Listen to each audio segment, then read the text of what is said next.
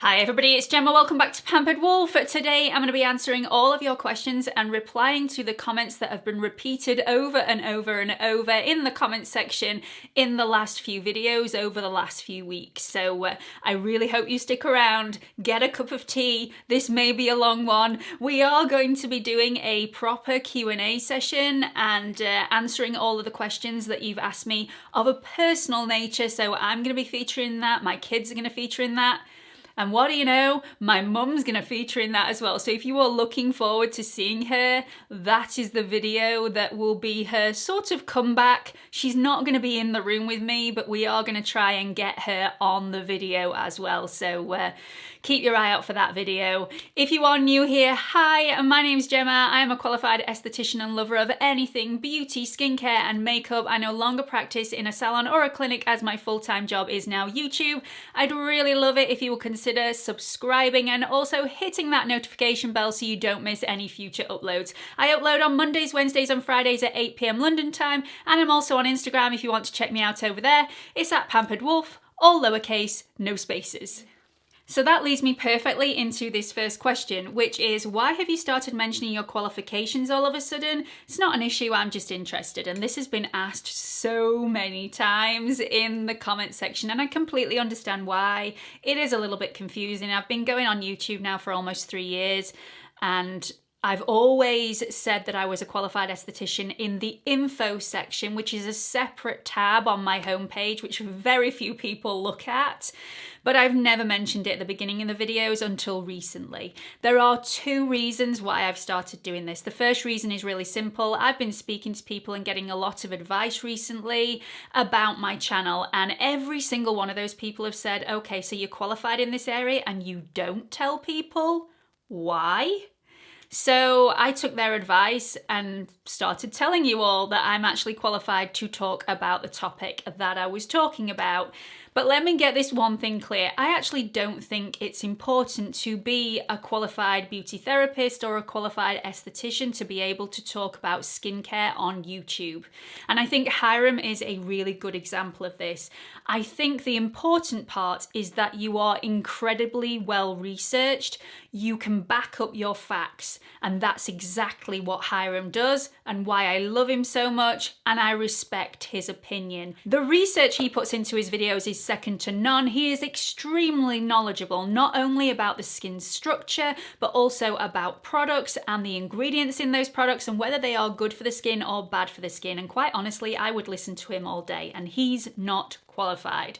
I don't think it's important. But again, I've been advised to do it and I've listened. So that's why I'm doing it. There is a second reason, however, and I'm going to try and say this without sounding like a complete jerk. It's really because every single time over the last couple of years that I've done a skincare video, there have been people disagreeing with me, which I welcome. I really do welcome differing opinions on my channel, and I ask for that in the comment section at the end of every video. What do you feel about it? What are your thoughts? What I don't welcome is rudeness and also people disagreeing with me for no reason whatsoever, saying that I don't know what I'm talking about, look at her, being really rude about the way that I look, just being really derogatory within their comments and not being able to back anything up. And that's what I didn't like. But it has got me down to the point where I stopped doing skincare videos for a while because I just thought, this is just not worth it. I don't need this. And then I thought, hang on a minute, why am I not doing videos about the one topic that I am seriously passionate about because of the odd few people being rude? So I was advised that maybe putting my qualifications at the beginning of videos would make people think twice about putting really rude and obnoxious comments in the comment section. And it seems to have worked so far. I obviously get the odd one or two, which I think every single YouTuber is going to get because it's not okay, but it happens. But I've learned to have a little bit more of a thicker skin and not dwell on those comments for days after I've read them. So that's the reason that I've put the qualifications on at the beginning of the videos. I hope that's answered your question. I know I waffled on a little bit, but they are the 2 reasons why I now do that. So let's move on. So the second question is, sometimes you are so enthusiastic about a product, I just assume it's sponsored. I don't do sponsored content on my channel. Believe me, if I was approached by NYX who said, would you mind talking about the NYX Microbrow Pencil on your channel and we'll pay you to do that, I will be like, oh yes. My subscribers already know that I bang on about that product all the time, so it's true. It won't be fake. I'll talk about it and you can pay me for it because everybody knows I love that product anyway. But they haven't done that. But believe me, I get asked to do sponsored videos over 100 times a week and the reply is always the same. Thank you very much for contacting me, but I don't do sponsored content on my channel and I'm not looking to do sponsored content in the near future. So I could earn an absolute fortune, but I choose not to because I want my content to be genuine. If I love something, unfortunately, I do not have a poker face. My feelings show all over my face. I get really giddy. It's just uncontrollable. I can't help myself. It's the same, but the opposite. If I don't like a product, I get really knocked. I just get really upset and a bit bolshy, to be quite honest. So I just don't have that thing where I can hide how I feel. Everything just shows on my face. So I hope that answers that question for you.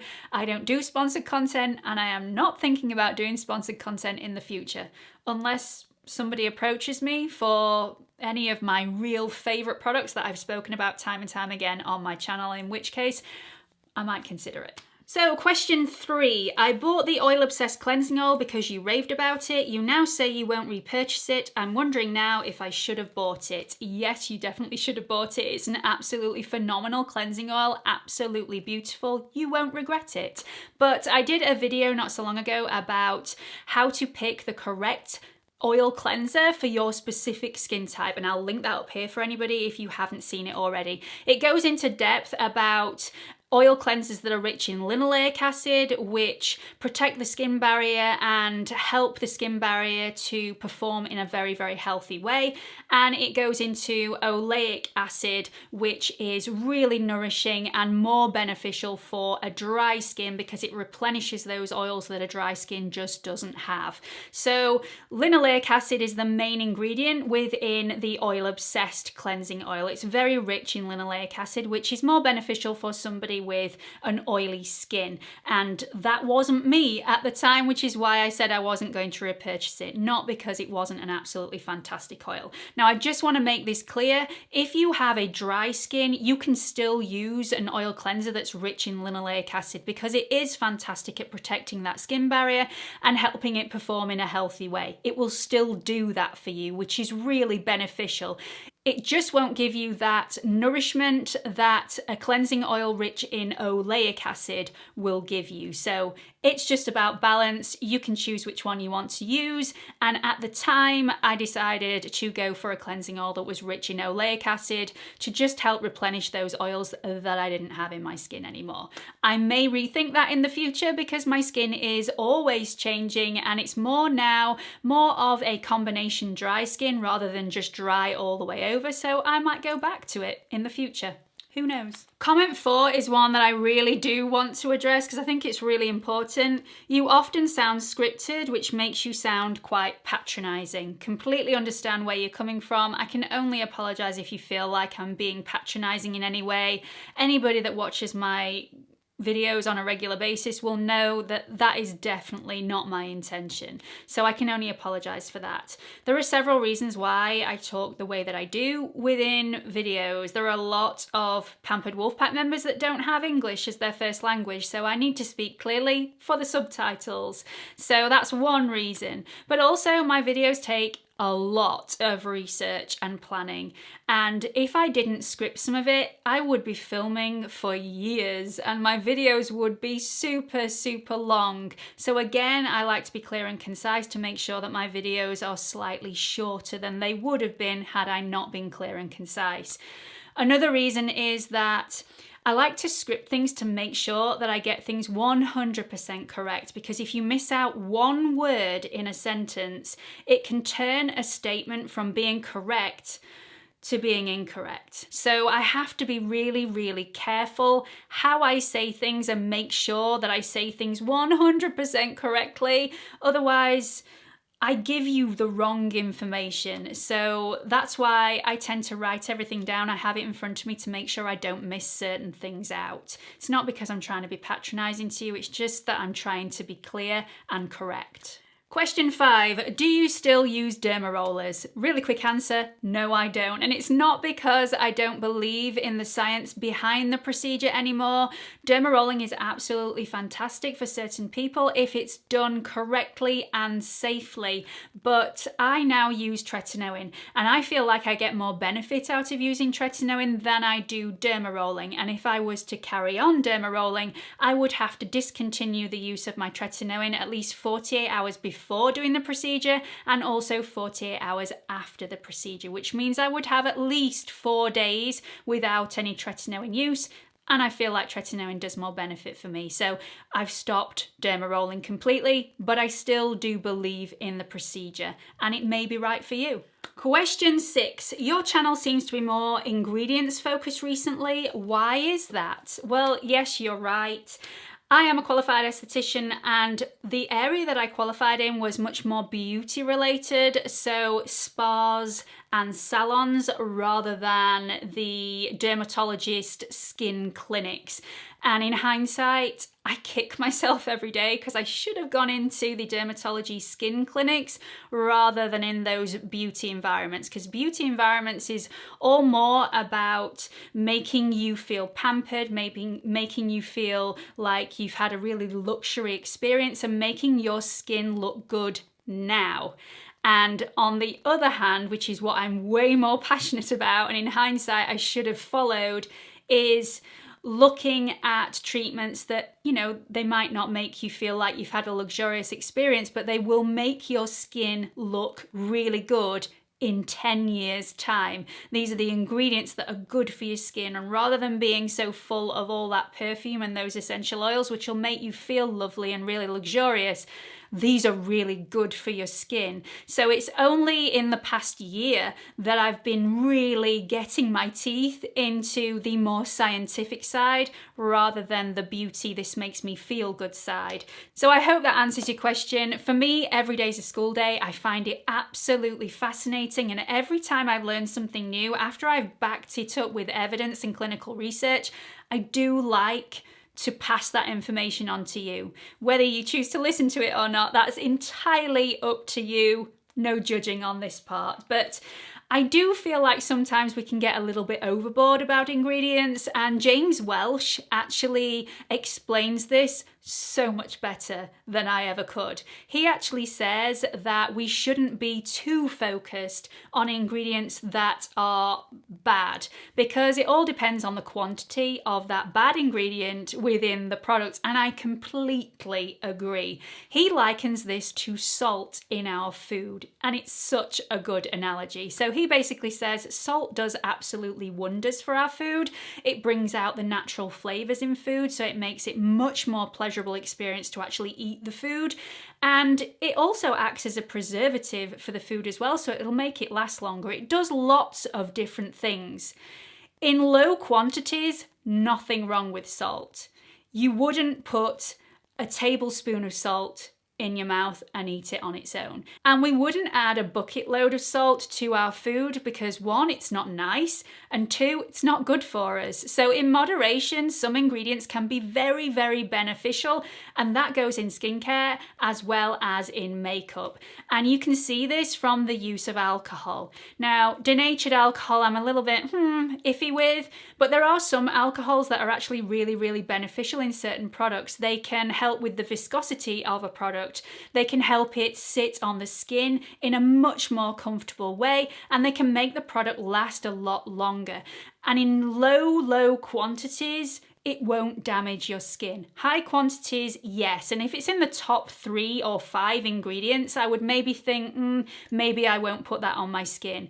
But in low quantities, it can actually be very, very beneficial for a product. So although, yes, I do like to talk about ingredients on my channel and inform you of whether there's essential oils, whether there's fragrance, whether there's alcohol within a product, I do look at the overall picture and I will tell you how far down on the INCI list that ingredient features. So hopefully that will answer your question. Question 7. Why do your opinions change a lot? Last year you loved Dior Face and Body and now you never mention it. By the way, I still absolutely adore Dior Face and Body. It's an absolutely amazing foundation. Yes, you're right, I don't mention it as often on my channel anymore, but that doesn't mean it's not an amazing foundation. It's still absolutely fantastic. It just means I've moved on to something else, or maybe that foundation I bought in my winter shade and now I'm in my summer shade of foundation, so I can't really wear that anymore unless I buy it again, which, you know, I buy all my own products. It's a really expensive business. I'm not gonna do that all the time for absolutely every single foundation that I've got in my collection. Also, you need to consider that maybe a normal person would try out 2, maybe 3 foundations within the space of a year. I try out 20 or 30 times that amount because it's my job. So my opinions are going to shift slightly, not about whether the foundation is any good, but which ones I prefer the most. So my favorites, I guess. Also, you have to bear in mind that when I first started my channel a few years ago, my skin was oily. So the foundations that I was recommending at that time were for people with an oily skin. That's obviously changed now. So the foundations that I'm recommending now are for people with a dry or a dry combination skin. So it is completely different. So I hope that answers your question. I do still think that those foundations that I mentioned previously are still fantastic foundations. If my opinions ever change and I do a complete 180, I will mention that in one of my faves and fails videos. Question 8 is actually quite similar to question 7. Your skincare routine seems to have dramatically changed in the last 2 years. Why is that? Well, firstly, I've just mentioned when I first started my channel, my skin was quite oily and now it's dry to dry combination. Secondly, I have really been on a mission to educate myself and become quite knowledgeable about ingredients within skincare over the last year or so. And because of that, I've changed certain things within my skincare to remove certain ingredients that I just don't want on my skin. And thirdly, I've really tried to simplify my skincare routine. I am a huge advocate for making things as simple as possible because when things take too long, we just don't do them as often as we possibly should. So I've completely simplified my routine. If you look at my routine a year and a half ago, it had so many products in it. And now possibly 5, and that includes my morning and my evening skincare routine. So everything's been really simplified. Everything has been changed to suit my skin type. So yes, things change, and I've got a feeling things will change in the next year or so as my skin type is changing. So. Oh, question 9, when will we see your mum again? We miss her. Oh. Hopefully I've answered that question at the beginning of this video. She will be featuring in a future Q&A video where she'll answer all your questions. That will be over FaceTime or WhatsApp or something of that ilk, because at the moment it's still not safe to have my mum in this room filming with me, but believe me, as soon as it is safe, she will be here. She will be right by my side. I know you miss her. Believe me, you do not miss her as much as I do. I've not been able to give my mum a cuddle for months, and we are seriously, seriously close. We speak every single day, but I'm just missing that contact, that just big bear hug that you can only get from your mum. So yes, I know you're missing her. You are nowhere near missing her as much as me, and I promise as soon as it's safe, she'll be back here with me filming. If you saw my Instagram filming room tour, you will understand this room isn't even 2 meters wide, so it's impossible for us to be in the same room and remain a meter away from one another. It's just not possible. So as soon as she can be right next to me, we will carry on filming together, and she can't wait. She misses you just as much as you miss her, and I miss her more than everybody. So let's move on. Question 10, and the final question in this video, is what does a typical filming week look like and how long do you work on each video for? This is a really good question, and this is one of the positives that I've taken from lockdown. Obviously there are very little positives of lockdown, but this is one of the positives. Finally, my kids and my husband know how hard I work on a daily basis and what it takes to be on YouTube, because I think my kids just thought it's point and click, it takes 2 minutes and then wham bam, 100,000 subscribers, and that is just not how it is. So I'm actually really pleased that my kids have seen that, because I think everybody's kid wants to be a YouTuber when they grow up, or on TikTok or whatever. So I'm really pleased that they now know how much effort it takes. So this is a typical day for us. First thing in the morning, Monday to Friday, we wake up early, I make sure the kids are sorted, they've had their breakfast, they've brushed their teeth, they brush their hair, they're dressed, you know, typical parent stuff. So after that, and I've made sure that they've got everything that they need, I will sit down with my laptop and I will reply to all of your comments. This usually takes 2 to 3 hours, and I don't reply to every single one because it's just impossible to reply to every single one, but you will receive a heart on your comment, and that will tell you that I have read your comment and I've noted what you've said. So I don't reply to absolutely everyone, but you will find a heart on your comment and that will say that I've read it. In the afternoons after lunch, I will either be editing the videos that I have already filmed, or I will be doing planning for the videos that I'm doing at the weekend. Planning usually takes around about 3 full days, because I like to make sure that everything I'm going to say in the videos is 100% correct and I can back it up with scientific evidence, especially if it's a skincare video. So that's what I do for probably 3 afternoons during Monday to Friday, is prepping for the weekends. Monday to Friday, I usually don't finish work until 6 p.m.-ish, and then everything gets shut down and I don't look at it again until the morning after. So that's when I spend time with my family. At weekends is when I do all of my filming. So I will film from first thing in the morning all the way to last thing at night on Saturdays and Sundays. Get as many videos as I can possibly get filmed so that I can then have a little bit of downtime, maybe the weekend after, to spend with my kids. So it's really, really full on. I wouldn't have it any other way because I absolutely love it, but it is a lot of work and there's a lot of man hours go into my YouTube channel. I just love it. I absolutely love it, and I love all of you. And that is where I want to finish this video. But before I do, I just want to say to everybody, I've got a lot of comments recently that basically go in the direction of, when we watch your videos, it's like sitting down with a friend for a cuppa and having a chat. And you will never understand how much I appreciate those comments. And let me tell you, I feel exactly the same. So I really do feel like when I'm filming like I'm doing now, I'm sitting down with some of my friends and we're just having a chat. Yes, I'm probably talking at you. We're not really having a conversation, but I do feel like we have that. You are all my friends. I appreciate you so, so much. And I just want to end that video on that note. So I really hope you've enjoyed this video. I hope to see you all in the next one. Bye everyone.